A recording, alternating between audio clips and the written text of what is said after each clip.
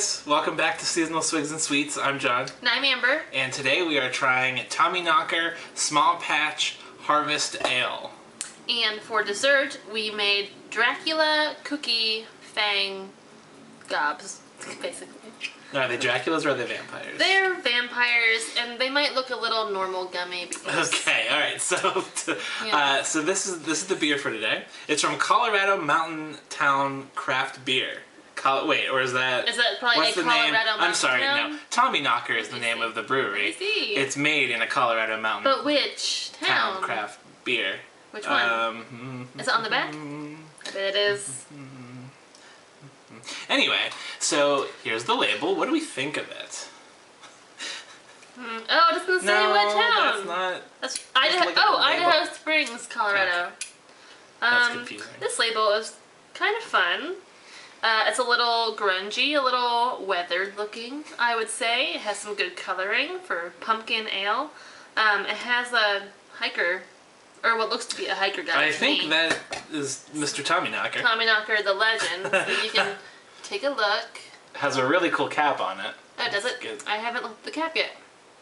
Oh yeah, very nice. We'll have to keep that one. Mm-hmm. Well, we keep everyone. We try to. Tommyknockers slipped into the mining camps of Idaho Springs in the 1800s with the discovery of gold in our mountains and streams. These mischievous elves, though hardly ever seen, were often heard singing and working. They guided many fortunate miners from harm's way for the gold they sought. Didn't you think this was going to be a scary story? This is Snow White. This is the Seven Dwarves. Magical little elves in a forest. Anyway, mining. So it probably says that on every Tommyknocker bottle. This is the first one we've ever seen. Yeah. Certainly the first one we've ever tried. Yeah, and it says Idaho Springs, Colorado. What would you rate the label, John?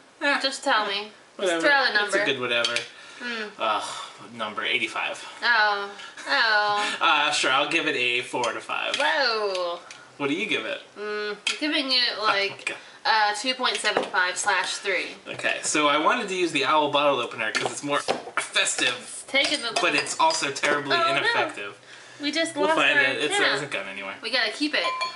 Okay, wow, this is brown. This is not orange, this is brown. Well, it is a pumpkin ale. We have a pumpkin sitting right next to us off screen. It doesn't look anything like it. No. Yeah, so this is a dark brown, not quite like a Coke. Want a little more? Kind of lighter brown than that.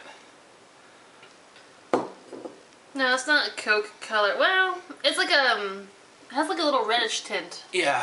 Looking at Yeah, it. you're right, it does. Yeah, something we'd see more often around St. Patrick's Day. Very tasty nose. Good one. John, you're so professional. Really good. I mean, it smells nice. I smell cooked vegetables.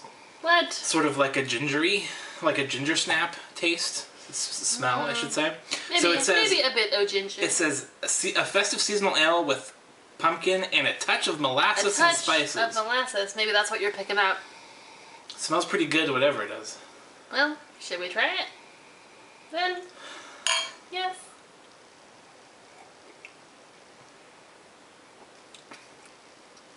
Ooh. Yummy. Ooh, this is pleasantly surprising.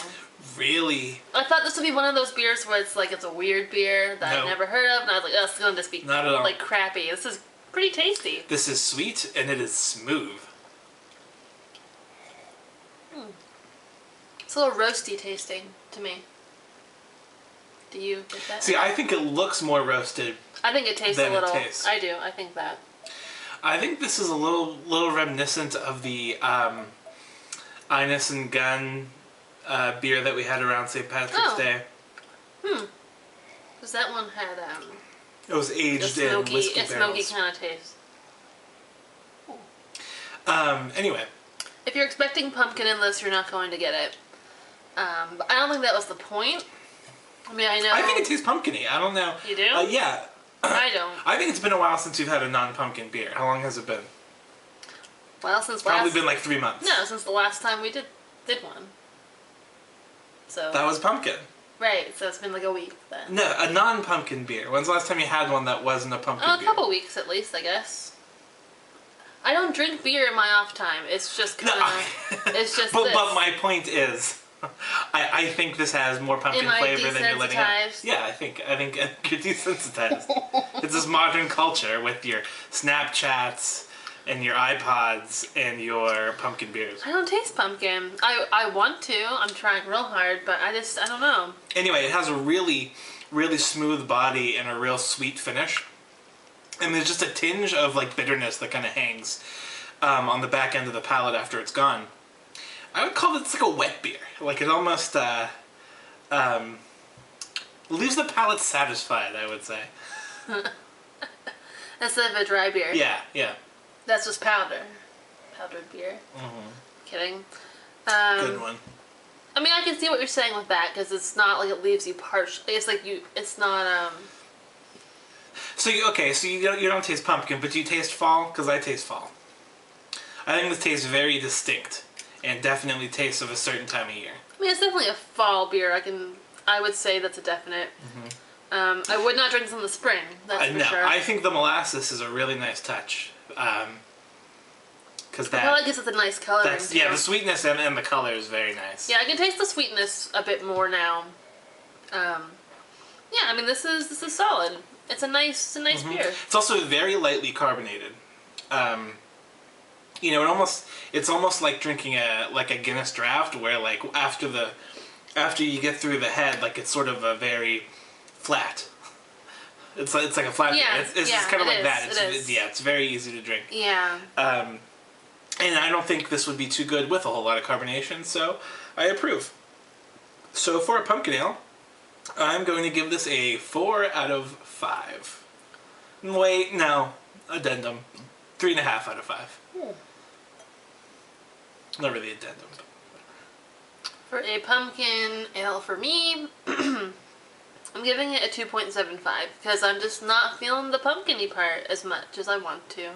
Which is fine. This beer is probably not supposed to be like pumpkin craziness or like pumpkin pie or pumpkin spice.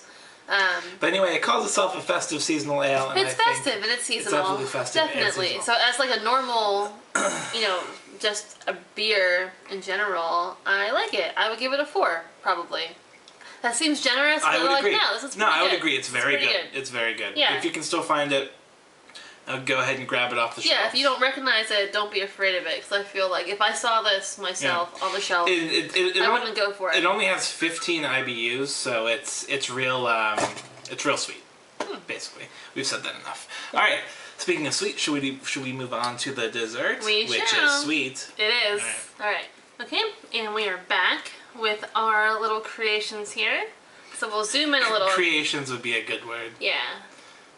So by zoom in, she means hold the cookies closer to the camera. Yes, we can't really zoom. So these are.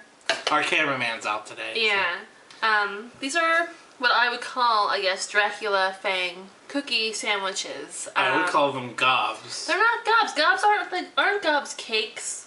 With frosting, I guess. Like a cream filling. Yeah, I guess. This is a lot more bare bones than that. So we were trying to find a recipe that's kind of quick, and this was great because all you have to do is use just any like chocolate chip cookie mix. You can make it yourself, or you can do prepackaged. So that's 2 chocolate chip cookies. Yeah, 2 cookies make the sandwich, and then you get the bread of the sandwich. Yes, and then you get any kind of like white icing, vanilla icing. Drop a couple drops of red food coloring, maybe more. I tried to get it as red as I could, and I think it looks more natural. Yeah. This way. Anyway, go on. I'll let you finish before I make my comments. Thank you, John. Thank you for that. So you have your 2 cookies. You slather on the icing on both sides, flip sides of the cookies, right? So you're making this sandwich. And then you add, on the outer ring of one of the cookies, you do a couple of mini marshmallows. So that's making the teeth. And then you add 1 mini marshmallow closer to the back, so when you put the other cookie on, it won't get all weird. So you put the other cookie on top of it, you smush it down a little bit, so it looks like teeth in the mouth. And then for your fangs, so the recipe called for slivered almonds, but John here is allergic, so we use pumpkin seeds as fangs. So we'll take them out before we eat. Yeah, I don't want to eat them. Anyway, I don't want to eat those with frosting. So, okay. It's weird. My thoughts. John has a lot of thoughts. He was dying to talk. So I didn't take part in this. Not at all. This is all me. I was driving home from work. So I know that this is going to be good, but there's something about that color that is just like... Off-putting? Yeah. Yeah, like, I know. really makes me not want to put it. I know. It's like pink. It's too pink. It's like pink slimy, like, you know... Yeah, I know. It looks like... Pepto-Bismol. Yeah. Yeah. Or like cornstarchiness, like something as a kid you would think is food, but really isn't. So I really tried hard to make it really red. I put in like half the bottle of the red dye, but you can only go so far with that. Those are very misleading. It kind of looks like that stuff they put on your gums to numb it. That's what I was for when they give you a shot of Novocaine. Like when you were little, you could do like those duck lips. You know that they. Well, that's the fluoride. That tastes good. It reminds, I like that part because you got the little video game. Also, if you're working with red dye, like you're gonna stain your fingers, so just watch out with that. Because I did. So basically, I'm not gonna eat this as is because I feel like they're cute, but I don't think the marshmallows and the seeds are really. Yeah, anyway, useful? I mean, I'm sure the almonds will be fine. I'm going to keep the marshmallows in there, might as well. Yeah. This looks really like Rocky Horror Picture Show. Yes, a little bit. But they're supposed to be Draculas, but you know, what can you do with pink icing? It becomes a different movie. You have Dracula, and now you have Rocky Horror Picture Show. Yeah. Well, it's just icing, it's fine. I know. It's just vanilla icing, it's okay. Go for it. What? Well, I feel like we're gonna like knock into each other because we're trying to be like. Alright. This has been like 10 minutes. We haven't taken a bite. Uh-oh.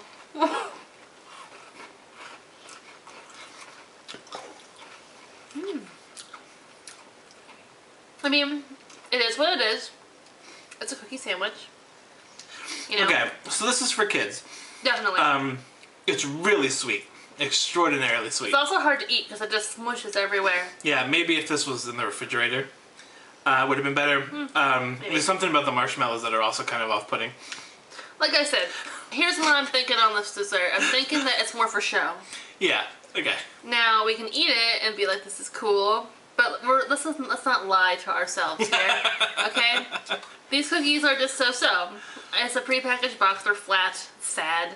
I say try this with cakes. I think if you try this with little cakes, that would be better. Like brownie cakes, even something that'll hold up a little better, you know. I think a light, fluffy cake, so it's not so dense. Maybe. We've got different cake opinions. I guess we do. Yet we're in love. I don't know. I guess we are, and I guess we do. Yeah, it's just weird to eat. It's not working. I put a lot. Oh boy. Don't make this. It's adorable at a party.